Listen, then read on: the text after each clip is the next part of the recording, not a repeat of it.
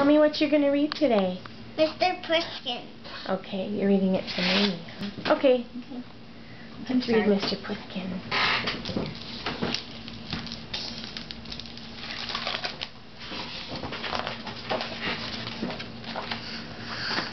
This is a story of a little girl named Emily, and her dear cat, Mr. Pusskins. Every night, she would invent fun games for Mr. Pusskins to play. In the afternoons, she would brush his old brown fur, and she would say, "Oh, Mr. Pusskins, what a handsome boy you are. I do love you very so much." Emily adored Mr. Pusskins. Yeah.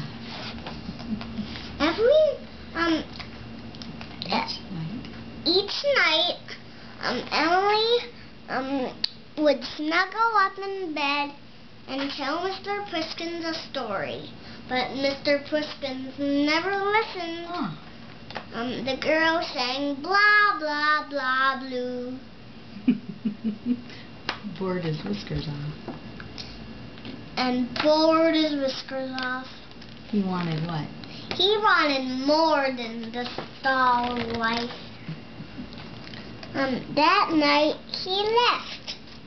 He did things he wasn't meant to do, and did things he wasn't, and went places he wasn't meant to go. He made friends with the pesky cat gang. Oh no.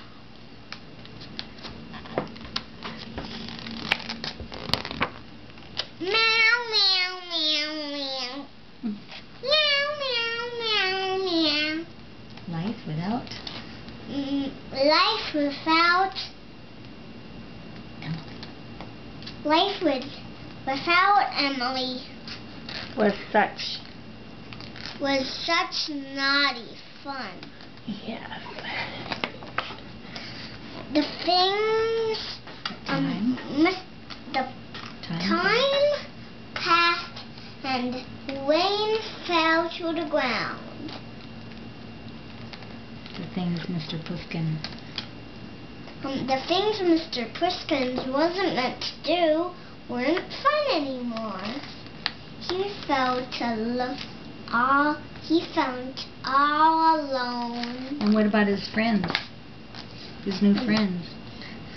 And his new friends weren't nice. Right, and then he thought how lovely it would be. And then he thought how lovely it would be to have someone push his fur and tell him how much they loved him. Perfect. Down the gray street fluttered a poster from someone. It was a picture of Mr. Pusskins. Oh. He stared? He stared at the photo. What a bad-tempered cat he looked. Emily had given him whatever she wanted him to give. But he had never listened or been nice to her. How sorry he felt. Oh, look at that sad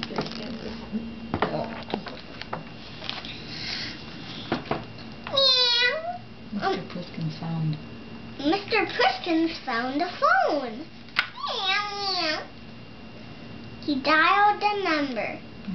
Meow, meow, meow. Said Mr. Pusskins in a very sad voice. And a very sad little boy. Someone answered. What did that someone say? Mr. Pusskins, is that you? I'm coming to get you. Thank goodness. Thank goodness. I'm coming. I'm coming to get you. He waited and waited, but Emily didn't come. Then he saw someone driving on the road on the mountains. It was his dear Emily. His dear Emily was coming to get him. The car got nearer and nearer. Whoosh!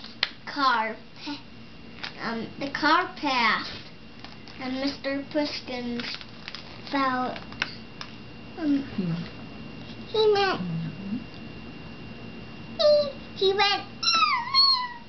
Emily doesn't. Emily doesn't love me anymore. But then Emily jumped out of the car and ran to Mr. Pusskins and ran back. Mr. Pusskins, she said, I found you. I didn't recognize you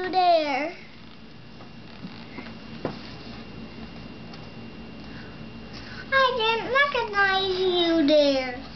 Emily scooped. Emily scooped up her dear cat. At last they were back together again. Very good. Is that the last page?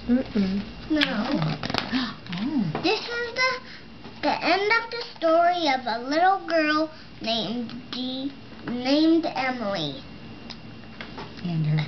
And her dear cat, Mr. Pusskins. Mr. Pusskins adores Emily. Every night, Mr. Pusskins would snuggle up and, she would tell Mr. Pusskins a story. He purred gently like this.